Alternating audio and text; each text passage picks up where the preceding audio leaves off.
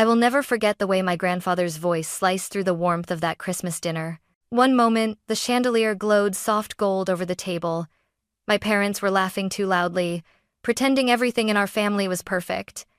And then he set his fork down, looked straight at me, and asked, "Emily, are you still living in the house I bought you?" The room froze. My breath caught halfway in my throat. I wasn't supposed to hear that question. I wasn't supposed to have a house. Slowly, with every pair of eyes drilling into me, I whispered, "Grandpa, I don't live in any house. I've never had one." My mother's wine glass slipped. My father's smile snapped like cheap plastic. And my grandfather, Walter Carter, a man who'd been gone for 10 years and suddenly returned like a winter storm, turned toward them with a stare that felt like judgment itself. In that moment, I knew something in our family had just cracked open. I hadn't wanted to come home that night. Christmas at the Carter house was never really about love or family. It was about performance, about my mother's perfectly curled hair, my father's booming laugh, the towering tree decorated like a department store window, and the illusion that the Carters were a flawless, enviable family. I parked 2 houses down, partly because I didn't want my dented 2008 hatchback ruining their aesthetic.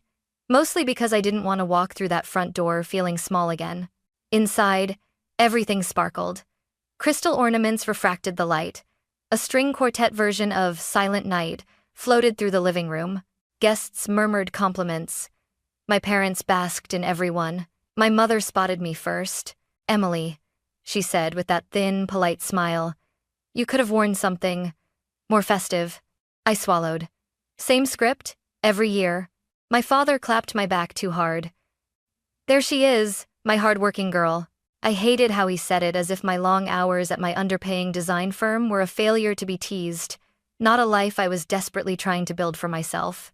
Then the doorbell rang. Everything stopped. My mother's face drained of color. My father's smile twitched. They exchanged a glance, fearful, startled, before my dad hurried to answer it. And when the door swung open, the entire room gasped. Because standing there, wearing a charcoal coat dusted with snow, leaning slightly on an ebony cane, all was my grandfather, Walter Carter, the man my parents swore hated family gatherings, the man they said didn't want to see us anymore, the billionaire everyone thought had cut ties and vanished. Yet he stepped inside as if he'd never left, and the first person his eyes found was me. "Emily," he whispered, voice trembling with something too soft to be anger. "My girl, look at you." And he pulled me into a hug so full, so genuine, so aching with affection, that for the first time in years, my parents looked genuinely terrified. Dinner should have been beautiful.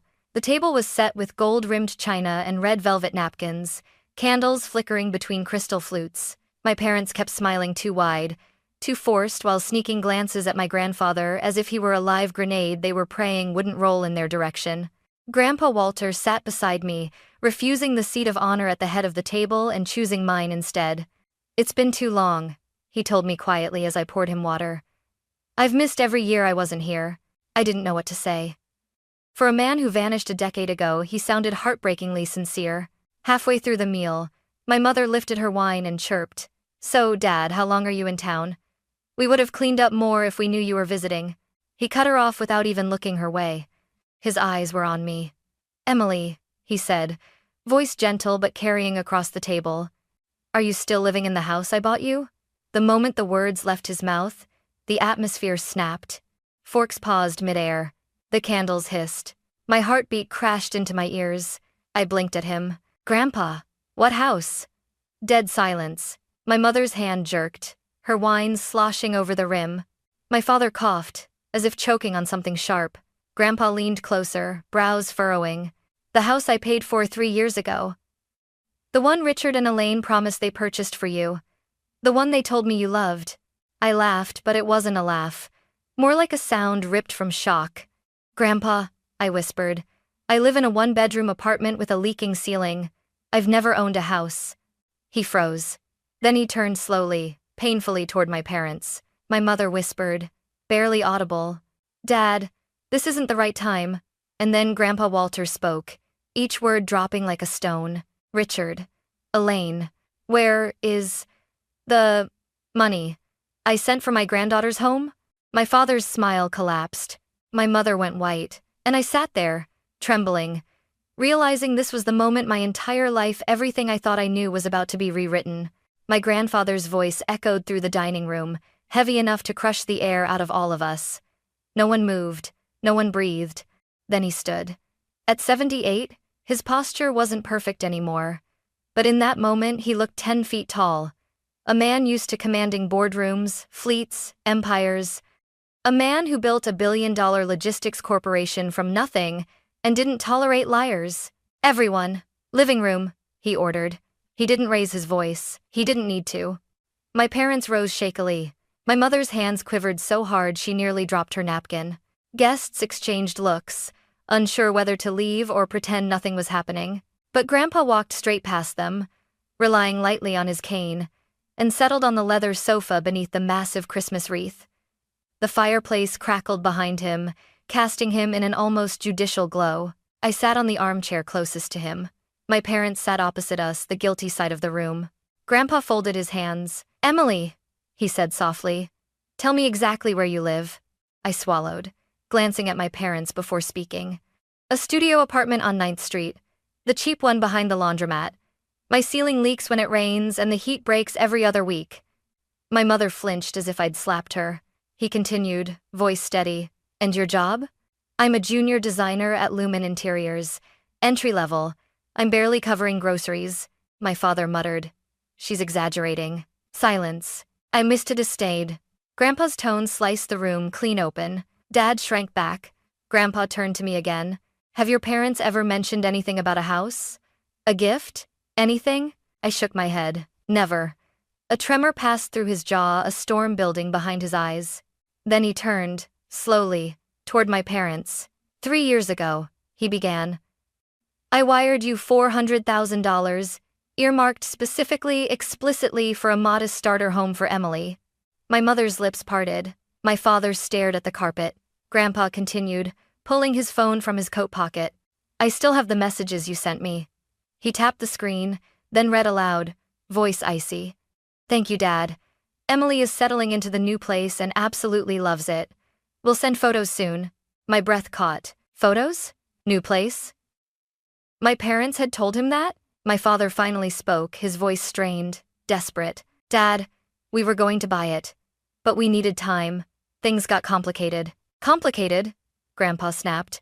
"You told me she'd moved in. You lied." Elaine's tears spilled. We didn't want her to waste it. Emily doesn't know how to manage property." "Enough." Grandpa rose from the sofa with a sharp crack of his cane hitting the floor. "Emily has been living in poverty while you, my own son and daughter-in-law, spent the money meant for her future." My mother sobbed. My father clenched his jaw, a silent, useless anger boiling there. And then Grandpa looked at me. His eyes softened. "I'm so sorry, Emily. I trusted them. I thought I was giving you a home."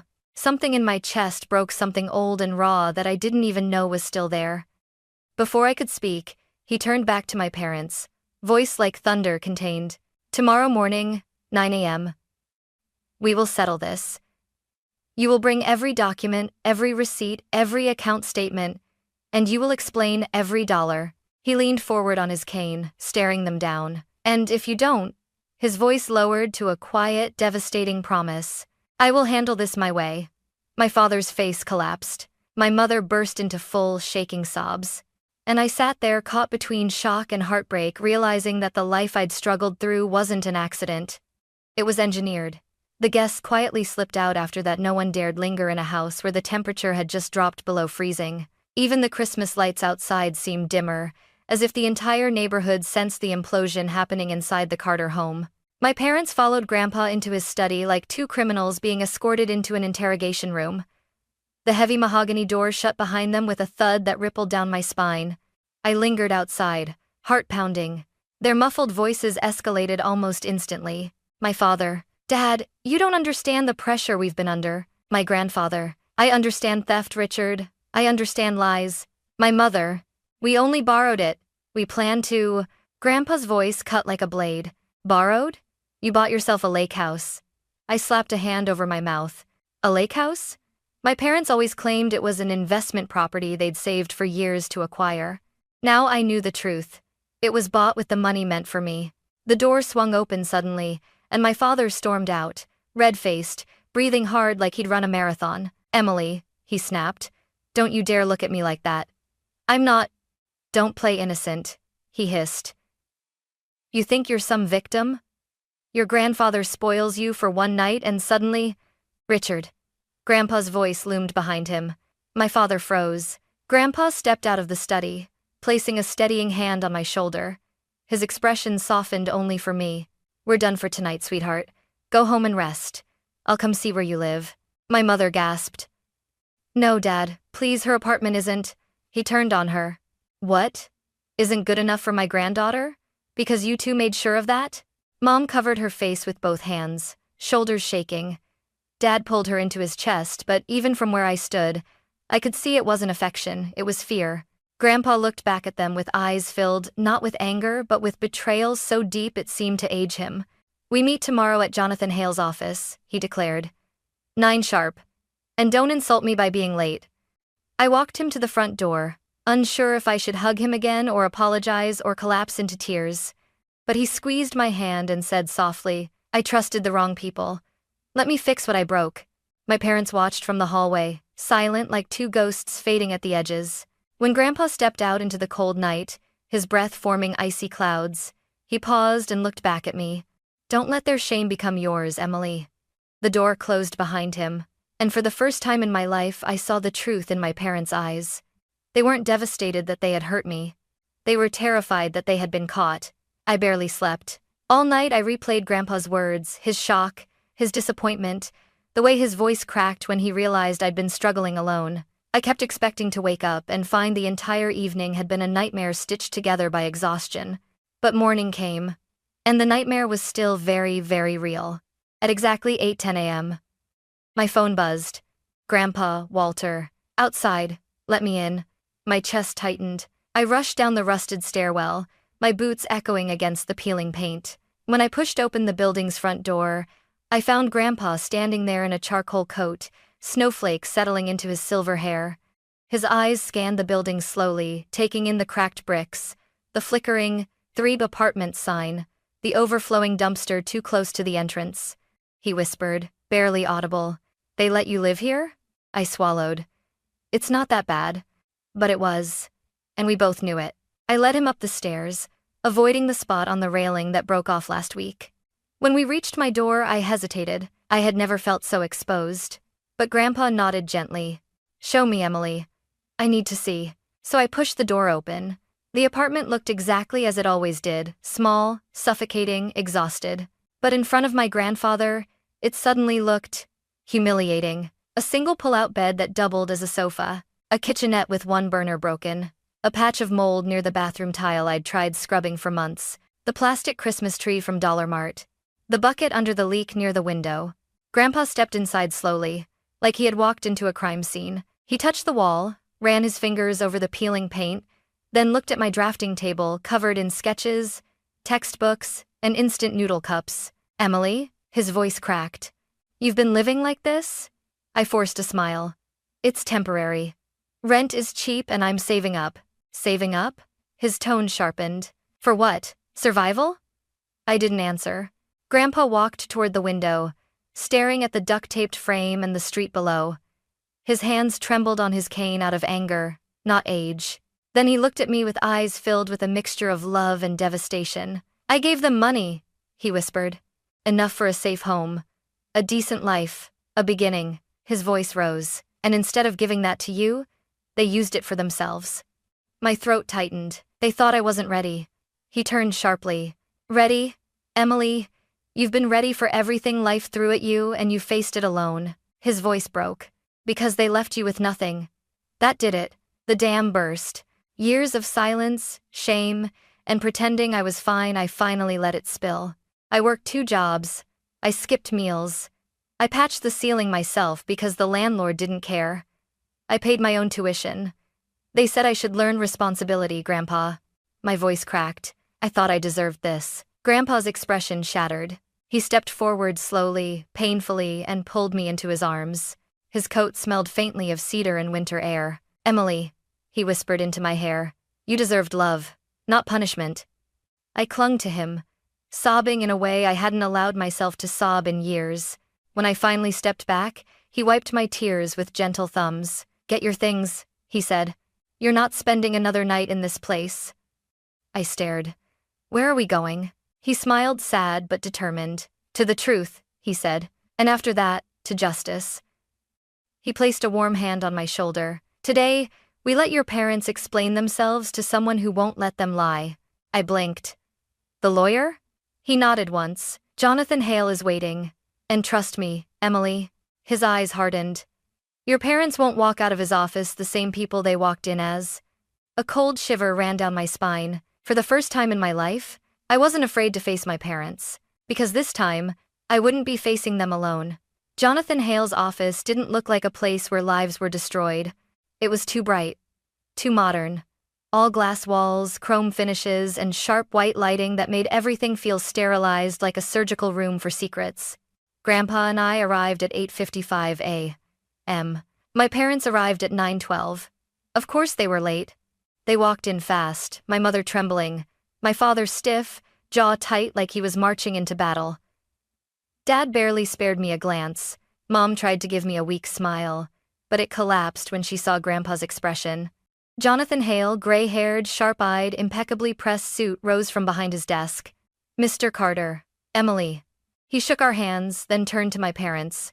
"Richard, Elaine, please sit." No warmth, no politeness, just business. We all took our seats around a long conference table.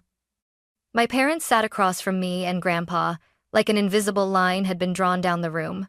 Jonathan opened a thick navy folder. "Let's begin." My father cleared his throat. "Jonathan, this is a misunderstanding. We just need more time. And I need honesty," Grandpa cut in. Jonathan didn't even glance at Dad. He simply pulled out a packet, a printed bank statement, and slid it across the table. "This is the transfer Mr. Carter made to you 3 years ago. $400,000. Marked for the purchase of a home for Emily." My mother stared at the paper as if it might burn her. Jonathan continued, pulling out another document. "This," he slid the next page forward, "is the record of where that money went." My stomach twisted. I didn't want to look, but I did. $40,000. Custom renovations for a lake property. $12,800. European vacation package. $9,200. Jewelry purchase. $2,750. Luxury spa retreat. $189,500. Down payment on a lakeside house in Clearwater Bend. My parents' house. Not mine. My father leaned forward, voice rising. "You don't understand. We intended to put the house in her name later." "Later?" Grandpa cut in. "When? After you finished enjoying it yourselves?" "It was an investment," Dad snapped. "We worked harder than she ever did. She hasn't earned." Jonathan slammed his hand onto the table. The sound cracked through the room. "Mr. Carter," he said coldly, "your father didn't ask whether you earned it. He instructed you to purchase a home for Emily. You lied, and you misappropriated funds that were not yours." My mother broke into sobs again. We didn't want her to ruin the opportunity. She's irresponsible. I felt something inside me snap. Irresponsible? I leaned forward, voice shaking. "I worked 2 jobs. I paid my own tuition. I lived in a place you wouldn't let a dog sleep in. And you call me irresponsible?" My mother couldn't meet my eyes. My father glared like I'd betrayed him. Grandpa reached over and took my hand gently, grounding me. Jonathan turned to Walter. "Mr. Carter, shall we proceed with the next matter?" My parents stiffened. "What matter?" Dad demanded. Walter exhaled deeply, looking suddenly older but more resolute than ever. "The matter," he said, "of my estate." The air went dead. Jonathan pulled out a sealed envelope with a crimson wax crest, Walter's personal seal. He opened it and began reading. 2 months ago, Walter Carter amended his will. As of this amendment, his primary beneficiaries are Emily Carter and Melissa Carter. My aunt. Not my parents. Dad surged to his feet, knocking his chair backward. "This is insane. Dad, you cannot be serious. After everything, sit." Grandpa's voice rumbled like distant thunder. Dad didn't sit. He slammed his palm on the table. "You can't cut us out, I'm your son." Jonathan lifted another document. A thick one, bound. "And this," he announced, is the valuation of Mr. Carter's assets. He placed it on the table with a thud. Dad froze. Mom's tears stopped midstream. My heart hammered. Jonathan opened it. Walter Carter's net worth is currently estimated at $922 million. Silence. Pure, suffocating silence. My parents looked like statues, pale, carved, horrified. Grandpa's voice cut through the stillness. I built an empire, and I will not leave it to people who lie, cheat, and abandon their own daughter. My father's voice rose into a strangled shout. You're giving it to her? She didn't build anything. She didn't suffer like we didn't suffer, I whispered. He looked at me and something ugly flickered across his face, something I'd spent years pretending I didn't see. Grandpa leaned forward. Emily will inherit everything, he said calmly. Because she has character. Something money can't buy. Something you... He looked straight at Dad. Lost long ago. My father's rage burst. No, I refuse this manipulation, he roared. You're letting that girl poison your mind. That girl, Grandpa said, voice low and dangerous, is the only one in this room who hasn't lied to me. Jonathan closed the file. This concludes the estate meeting. Unless, he added, eyes like steel, someone would like to contest the will legally? The question hung like a blade. Dad swallowed. Mom trembled. Neither spoke. They knew they had no ground. No evidence. No moral high ground. No claim, because everything had just collapsed at their feet. And all they could do was watch the empire they thought was theirs shift into my hands. If the room had felt tense before, now it felt radioactive. My parents sat stiffly, like their spines had turned to stone. My mother clutched the edge of the table so tightly her knuckles bleached white. My father stared at the floor, jaw clenched, temples pulsing as if the truth might magically disappear if he refused to meet our eyes. But Jonathan wasn't finished. He pulled out one more folder, a thicker one, bound in deep burgundy, sealed with a gold clip. Mr. Carter, he said, turning to my grandfather, with your permission, we should proceed to the documented evidence. My father's head snapped up. What evidence? Grandpa's gaze sharpened. The evidence I told Jonathan to gather, after you lied to me the first time. Dad stood so abruptly, his chair screeched. You investigated us? Grandpa didn't blink. You lied about your daughter's home. You lied to my face. I needed to know if it was a one-time sin or a pattern. Jonathan slid the burgundy folder into the center of the table.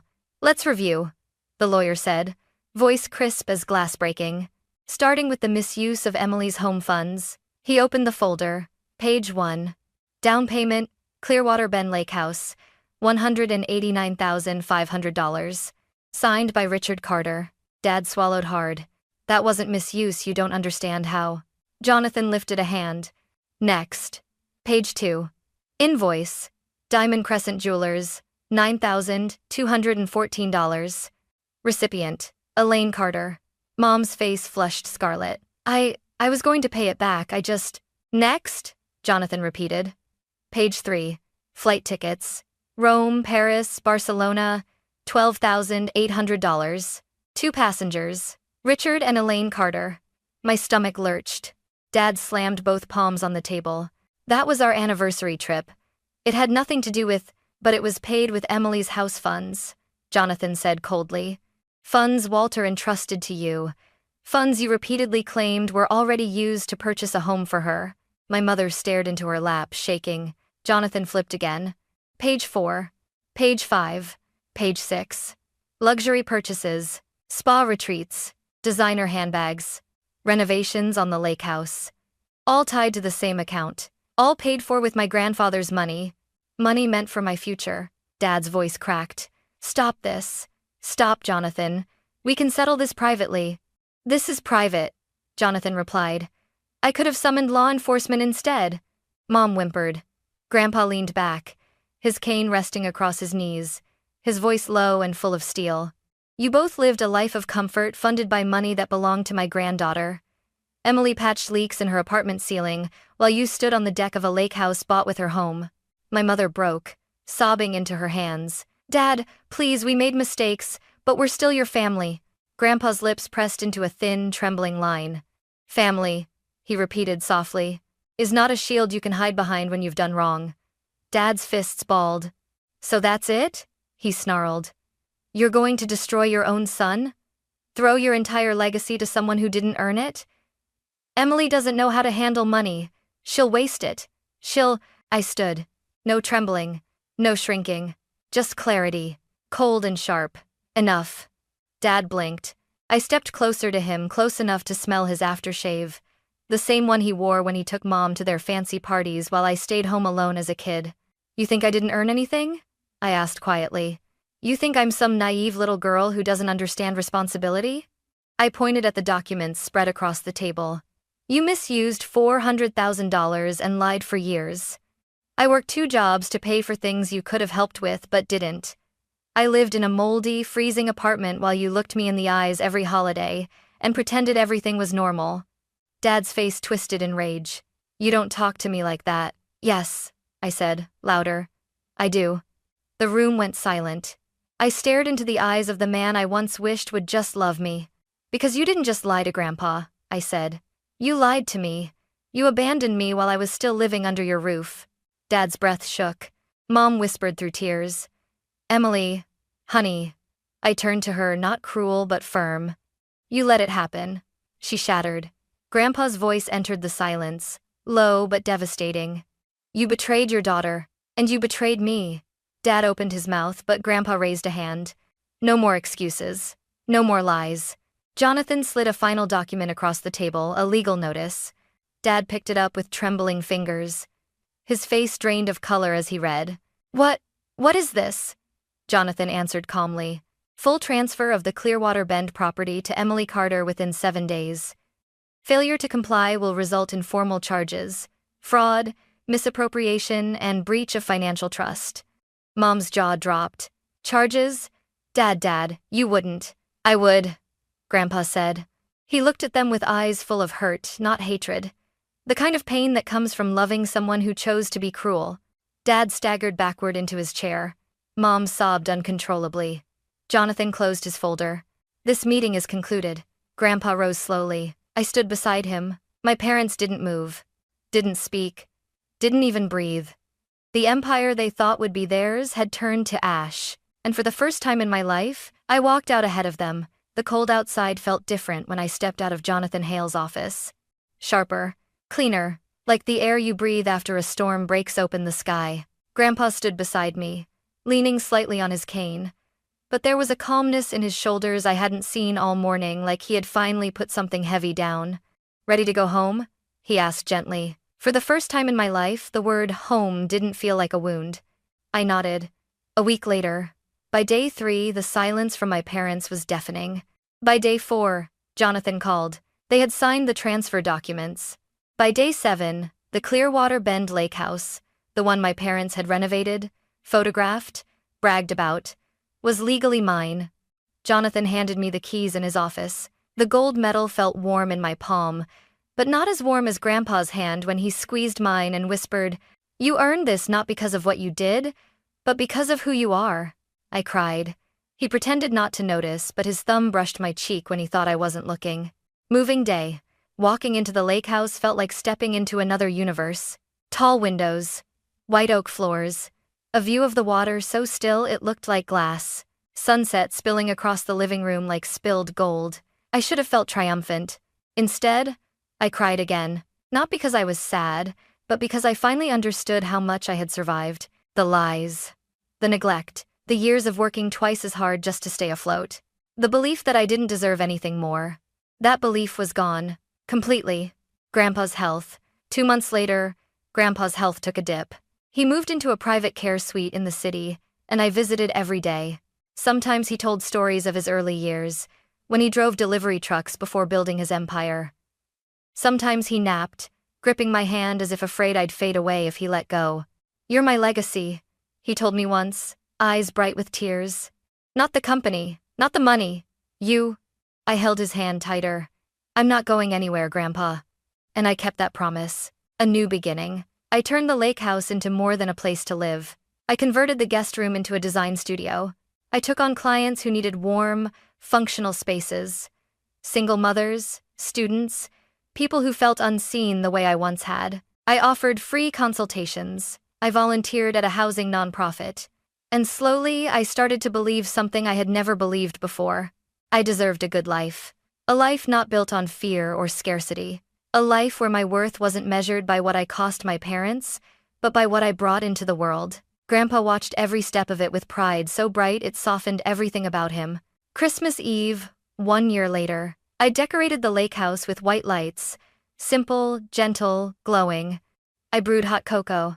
I set 2 mugs by the fireplace. One for me. One for Grandpa's memory, his favorite ceramic mug with the chipped rim. I stood at the window overlooking the lake, snow falling softly on the dark water, and whispered, "Grandpa, I'm okay. I'm living well, just like you wanted." The lights reflected on the glass, flickering softly, like a smile from somewhere beyond the room. For the first time in my life, Christmas didn't hurt. It felt like hope, like healing, like a future finally mine. And I knew, deep in my chest, that I would spend the rest of my life honoring the man who believed in me, when the people who were supposed to, didn't.